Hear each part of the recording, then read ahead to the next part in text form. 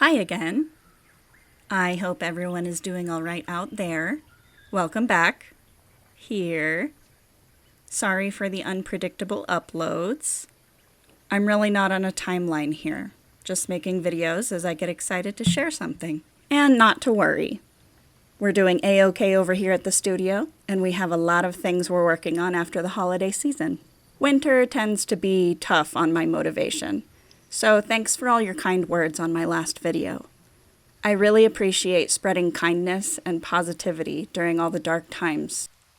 I hope our project is at least giving y'all something to enjoy so you can recenter.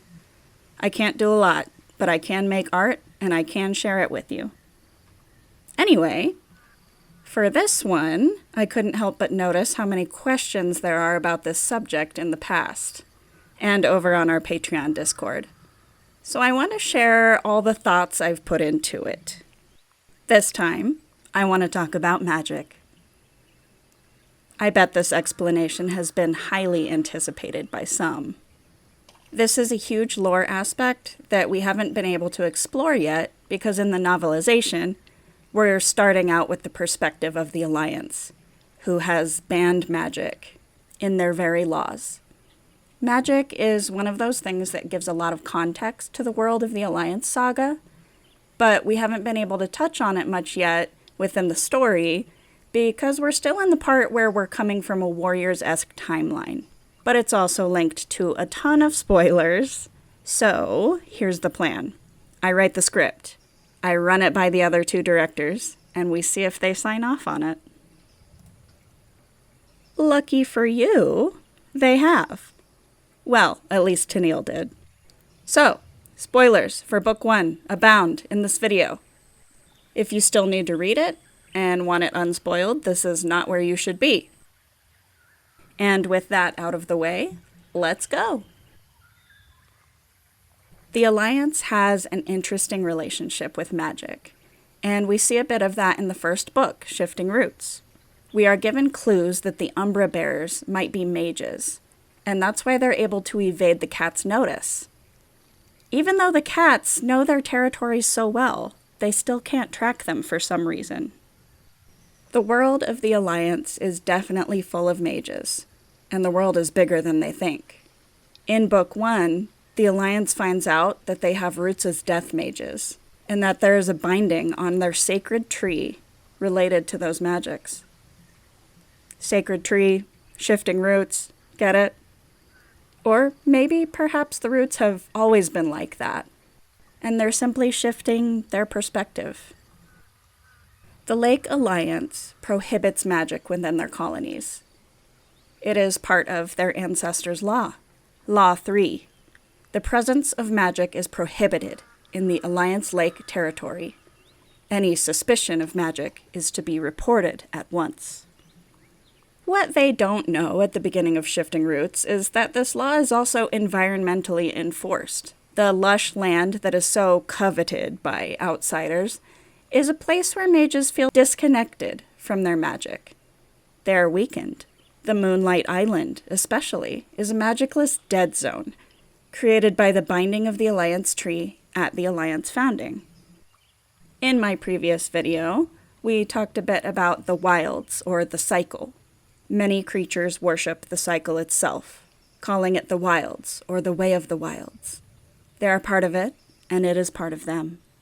So, the cycle. The cycle is like... how to explain it? It's like Gaia in Greek mythology, or Atum in Egyptian, Izanami in Japanese.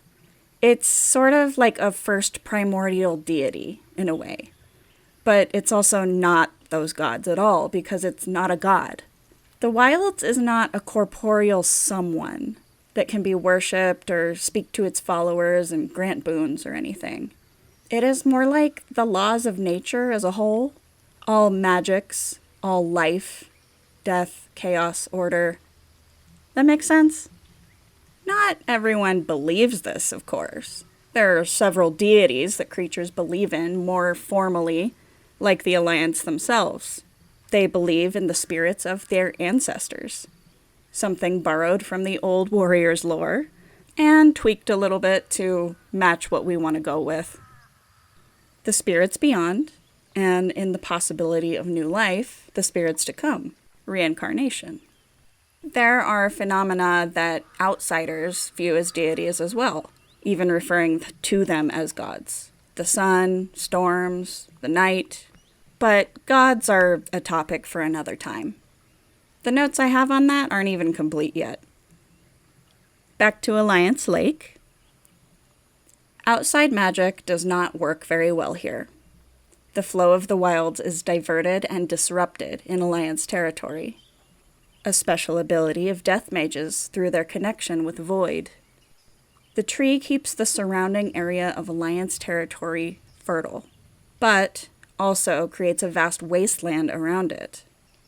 Like the tree itself is draining the life from the surrounding area. A manipulation of life through death. The only way to stop this is to unbind the tree. It has been mentioned in the book and otherwise that this area is known as the Lake of Lost Souls to mages. So what's the overall magic system? Let's look at it. The rules of magic in the world of Clouded Moon. Each form of magic stems from a larger concept, all leading back to the cycle or the wilds. Essence, the root of life and creation. Essence and life are interchangeable. Life leads to the magics of light, plants, water. It links to concepts of growth, creation, and development. To be, or being. Order is the root of law. It leads to the magics of mass and form. Time, earth, stone, physical being. Chaos is the root of freedom and chance. It leads to the more spiritual magics of air, sky, wind. It links to the concept of space and expanse and the freedom of all things. Spiritual being. Void is the lack of. It is the root of death and is often violent and hard to control. Fire, venom, rot. It is linked to concepts of hunger and yearning, atrophy and destruction. To not be, not being. To be, to have form, to have soul, and to not be. That is the cycle. Not all magics fit only into one root category, but this is the general idea of the structure. Like storm magic, for example, is destructive, but also life-giving, and also chaotic. Ice magic would be order, as ice is a mineral, life, as ice is water, and perhaps even death, as ice is cold. They all sort of just link back to a root element of those four. Honestly, that part just keeps it organized, mostly for me. The types of magic are another category of organization. These are borrowed and modified from other magic systems, like Dungeons and Dragons. Magic is not always like casting spells, like in D&D, but it's a good reference for the intention a mage has while using their magic. Recantation or abjuration. Protective intent, as well as magic that cancels or interferes with other magics, magical effects, or supernatural abilities. An example would be the Alliance Tree, and how it voids other magics from being used in the area, sort of like a protective binding for those who live there. Conjuration, beckoning, or evocation. Instantaneous transportation, conjuring manifestations of creatures, energy, or objects, and object creation, as well as creating matter or energy, called up from nothing. We have yet to see an example of this in the story, but this could take form in summoning a flame from one's claws, perhaps. Prophecy, or divination. Acquiring and revealing information. The best example being how the followers of the wind are able to wind read, and thus tell the future, present, or past. Enchantment. affecting the minds of others, including influencing or controlling their behavior. This is another we have yet to see in the story, but maybe we will later. Illusion, or mirage, involves the ability to change the appearance of something. An example of this might be Wolfthorn being able to slip into shadow and remain unnoticed, changing his appearance to darkness. Necromancy involves death, undeath, and the manipulation of that energy. An example here being the use of spiritual blessings by the Alliance captains. That's a more benign form, of course. Alteration, or transformation, focuses on the ability to change matter. We have yet to see an example of this in the story, but we might at a later time. Okay, so the next thing to talk about is how a creature manifests the ability to harness magic. Most creatures in this world have some form of magic, even if they don't actively use it. The wilds runs through all beings, and therefore all beings are connected to the cycle. Here are the rules of who gets magic. Creatures that control a certain type of magic are referred to as mage, or magi, and the two terms are interchangeable. I tend to prefer mage, and Tennille often says magi. Both are correct. According to Google definitions, a mage is a practitioner of magic derived from supernatural or occult sources, while a magi, a sorcerer, illusionist, or fortune teller. Most definitions come up with some religious meaning for magi, but that's just not how we use the term. Magic is a primal force. It comes from the natural world and the cycle. Primal deities, life, order, chaos, and death, through many means. Magic is a force that can be inherited in 3 ways. Genetically, transferred from cat to cat, or creature to creature, like a rainborn transferring their affinity for water magic to their kittens. Lineages of certain elemental mages are the most common, and the magic tendency can sit dormant in one's spirit as well. This has a touch of order to it. Randomly, inherited either at birth or through some other event, like the lunar eclipse granting shade or umbra magic to those born or observed under it. Wolfthorn himself discovered his random ability during a lunar eclipse. A fire mage born from stone mages is seen as inheriting fire magic randomly. It's a touch of chaos. Learned, through gaining a grasp over the understanding of a certain magic. Like the captains of the colonies grasping power or leadership and receiving the ability to harness the energy of the ancestors. Learning is the most complicated system. Most Alliance cats don't even have death magic anymore, though some, like Misty Snow and Thornheart, might. Perhaps that is a connection they feel to the spirits. Or maybe it's something else entirely. Not all Alliance captains are born with death magic. It is bestowed upon them when they become a leader of their peers, learned through their captain ceremony as their acceptance of blessings, harnessing and redirecting energy from the dead. When a new captain goes to sleep on their night of ascension, even if they're not magical by genetics or randomness, they grasp the understanding of magic through spiritual determination. So, in Shifting Roots, Spotted Shadow's determination to lead the colony over Goldenpelt caused her ability to harness the spirits, while Goldenpelt's uncertainty seemed to bar him from it at the time.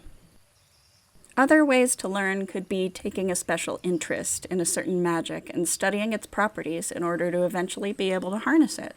An example could be a cat who was taken in by Rainborn and taught to use water magic over time, or a magicless cat born into the Keepers of Flame, who studies their whole life to figure out how to eventually create fire.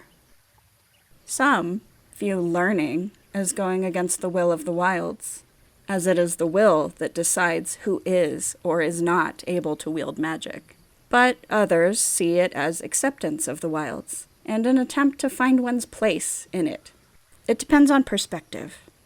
In the series Character Bible we will be releasing this year, there is a column for magic lineages, and the bloodline will be marked G, R, or L to indicate how it came to be.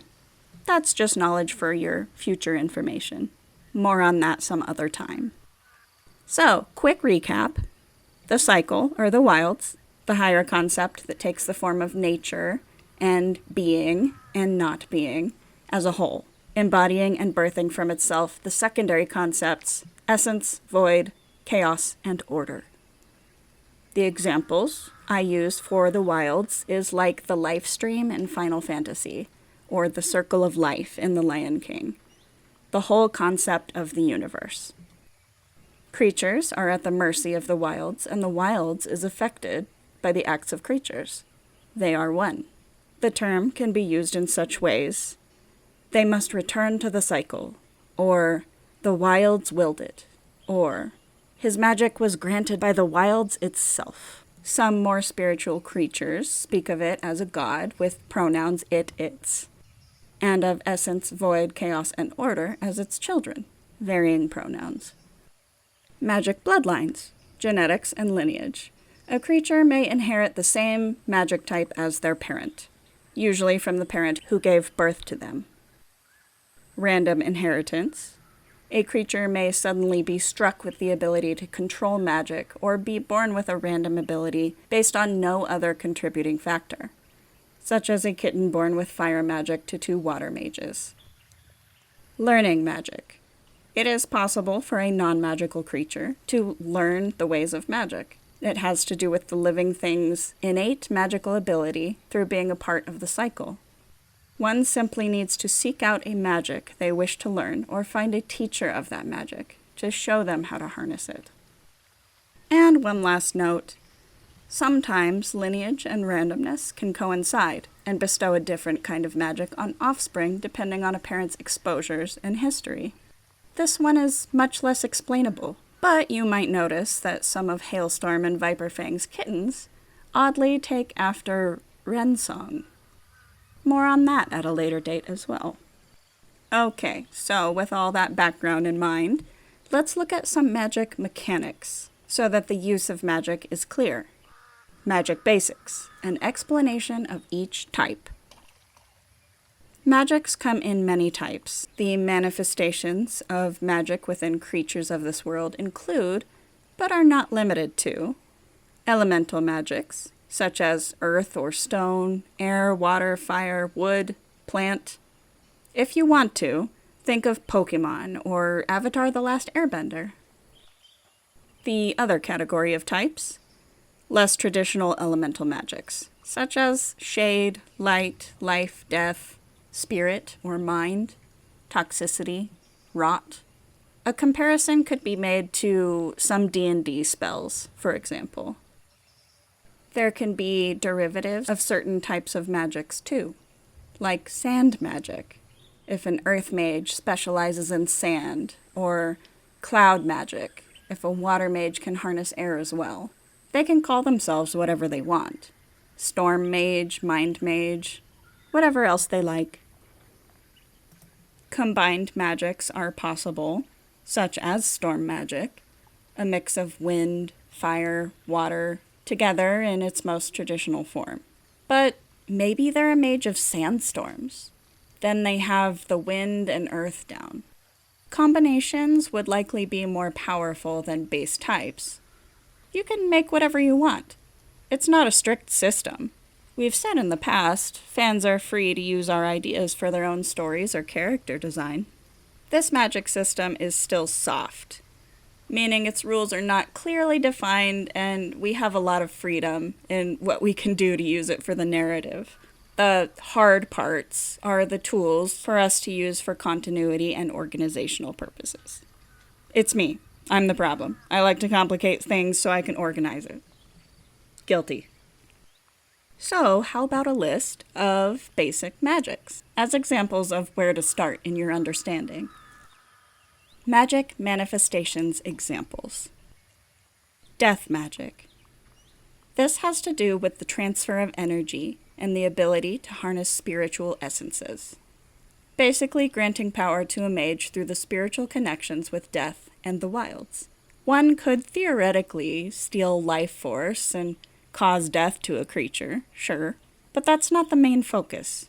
Death magic can be used to transfer power from other magic users, curse creatures, or put bindings into place such as the one on Moonlight Island.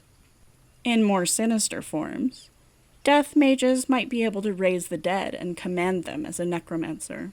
In less sinister forms, death mages could harness the spirits of the dead as willing blessings to protect themselves from death, injury, or other unlucky events. Energy transfer. Life magic, similar to death magic, but instead of transfer, one can only focus on creation, mending, and healing a still living creature. Reincarnation is a mechanism of life magic, the transfer of the dead's energy back into life. Life and death are two sides of the same coin, siblings under the wilds, often called the sister and brother. Light or sun magic. One could possibly use the energy from the sun and light to gain sustenance, like photosynthesis, or cast light on an object to make it glow, or conjure light motes, like dancing lights. One could also melt into light rays and travel via those rays, without being detected, similar to shade magic. Talented mages can create something similar to a flashbang, a bright light that can be used, like a flare or to blind a target. There are many uses for light. Shade or shadow magic. One can melt into shadows and travel through them, often used by desert creatures to escape the light and heat of the day. A creature can hide in another's shadow to spy on them, or just hang out for a ride, Midna style. In higher levels of light and shade magic, one could possibly manipulate light and shadow in interesting ways to instill fear on a foe through illusion. Shade magic originated in the communities of trickster canids, like coyotes, foxes, and jackals. It falls under trickery and chaos. Luck magic. One can will events to transpire a certain way, but it is tricky to get what you want. Many times, this magic simply makes a creature lucky, in a way that they won't immediately understand. It is said that the moon grants this magic. So a common superstition is that creatures born under a lunar eclipse are unlucky or cursed, like Swift Shadow in Oak Colony. This type of magic originated with communities of cats. Cats are said to have 9 lives, because luck is usually on their side. In extreme forms of luck magic, however rare, a creature could possibly manipulate events to go in their favor.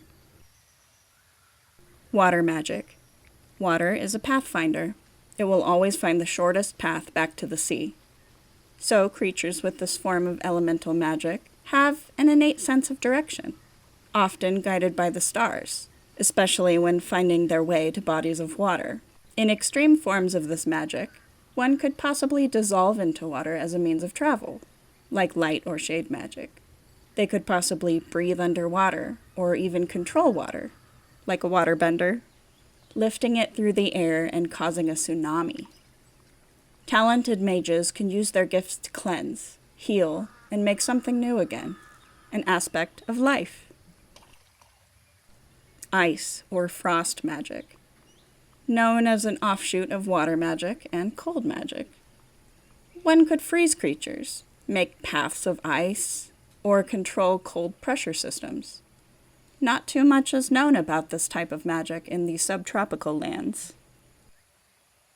Fire magic, a dangerous and explosive wild form of magic. It is hard to control and manipulate, making it dangerous and volatile. Fire magic users often see fire as another being, god, or creature, learning to work alongside it instead of attempting to control it. Like Ratha's creature, if she could conjure fire. One could manifest fire from their claws or mouth, resist being burned, or manipulate streams of fire, firebender style. Fire mages feel a growing hunger that comes with their magic. Only burning things can satisfy the hunger. an aspect of void. Wind magic. This magic involves control of the air. One can manipulate air to cause wind, use wind to travel lightly, or even possibly to fly. Creatures can pull information from the air, like faraway scents and sounds, in order to determine events that could be going on elsewhere. It is impossible to track a wind mage, because they will always be one step ahead, due to the wind's chaotic and thus unpredictable nature. In extreme cases, some creatures can read the wind, enabling them to determine past and future events, harnessing the winds of change, so to speak, an aspect of chaos. Stone, or earth magic. Users of this form of magic can manipulate stone, earthbender style, grow minerals, and harden their skin for protection. In extreme forms, one could manipulate the land to change the course of rivers, sculpt mountains or caves, and pull useful minerals from stone, like metals, forging them into items or shelters. Earth and stone mages are often stubborn and grounded, an aspect of order. Plant magic, an herbalist's dream. One could grow plants, manipulate them, and maybe feel their needs, like sundew wings of fire. Many plant magic users have a deep knowledge of the land around them, being able to feel the shape of it through the plants and root systems. One could possibly harden their skin, like casting bark skin in D&D, or camouflage themselves to hide from predators. Maybe even melding with the trees or mosses completely, like with light and shade magic. Spirit magic. Imagine being aware of another creature's spirit and dreams. This manifests as manipulation of another creature's very soul, walking in their dreams or memories, like Jayfeather warrior cats. Telekinesis, telepathy, and even healing of a broken soul. Helping someone who has experienced trauma could be a benevolent use of it. Poison or venom magic. The magic of toxicity. Hemotoxins, neurotoxins, necrotoxins, you name it. Creatures with this power could grow fangs of a snake for injecting venom, or make their skin poisonous like a dart frog. It is destructive and dangerous, and many fear it. That's just a few examples. We fully expect to run into some complicated aspects of magic too, so we'll puzzle it out when we get to it. I wanted to do this video because we get quite a few questions about magic, and many fans have their own colonies and stories. So I wanted to give those creators some more detail about the world building in this area, and what they could use to open up their own worlds. Not every colony has to function like the Alliance. In fact, they shouldn't, because death magic is rare. You could do whatever you want. Make a colony of all ice mages that live in an Arctic area and hunt large game like a wolf pack. Or maybe a colony of shade mages who live in the deep jungles and hunt using the shadows of the tree canopy. Maybe they live in tree shelters. Or maybe you could do a colony of water mages that live on an island and swim with dolphins and sharks. Maybe they collect shark teeth and make necklaces for their coming-of-age ceremony or something. Maybe their blessings are water-based abilities. I thought about this a lot when concocting Frozen Pool's backstory, so I'll tell you more about him sometime. It's fun to think of new ideas with the magic system in mind, so that's why I wanted to share it. Not every colony is like the Alliance. In fact, the Alliance is an outlier almost entirely. You don't have to base your own colonies on them at all. That brings us to the art I'm doing in the background here. These are the personifications of the concepts of life, death, order, and chaos, as cats. Cats might think of them this way. Each creature would probably self-insert their own species into this sort of deity. The designs are inspired by art and design from Pacific Island regions. I have a background in tattoo design, so I like to break out those skills to do things like this sometimes. For life, or essence, I used mostly a leaf motif, with the sun and my symbol for light rays to convey growth, energy, and creation. It was the first, so I was getting into the groove with it, and it has a more literal look to it. I might change this one in the future to include more of the symbols I've made, especially water. Essence is responsible for all creation and revered as a parent. I added a tiny piece of lore with the diamond symbol on their nose. A diamond marking is known as the mark of life, and it is seen as lucky to have this. Silverblaze has one on her forehead, and Moss has one near her nose too. For death, or void, it looks spiky and imposing, with my symbols for shadow, death, venom, and some mushrooms for decay. The shadow symbol is the opposite of the light symbol, and the death symbol is like a broken or unwound version of the life symbol. They can be seen as the most powerful, as they are the cause of loss and undoing, but they are passive and neutral in their responsibility. For order, I used my squared spiral lines motif that I use in stone and earth and ice. You can see those in Hazelfur's paw print, the reliable earth. I also used the rope weave design as sort of a symbolizing sinew or physical form. I add this to all of my ancient cat designs. His jaw is said to be the mountains themselves, with strength and force to match. He is unbeatable in strength. For chaos, the design became a bit, chaotic. I sort of just let my hand go where it seemed natural and came out with this design. I reversed the process to pick the elements from this design to become the symbols for luck, chaos, and wind, rather than including already made symbols I had. Her skin and pelt is the wind and waves, the movement between essence and void. She is untouchable and unpredictable, with unmatched speed. I hope this was a fun and useful video. Let me know what you like or dislike about the system. We're still finalizing some things, and probably will be for a while, but for now, this is what we've got. I'm doing ever more research into the magic systems of other fictions to craft a solid version of many tropes. A creature's innate magical ability can be weak or strong, but it can be built over time to a very powerful level if practiced, or it can atrophy and wither if not tended. Many Alliance cats hold power that they've never tended, and thus have never experienced until the unbinding. So, perhaps as some of you have guessed, there might be some cats in the Alliance who manifest other magic in the future. Maybe we see some of that in Shaded River. That'll be fun, yeah? What will they do about the Ancestors' Law, then?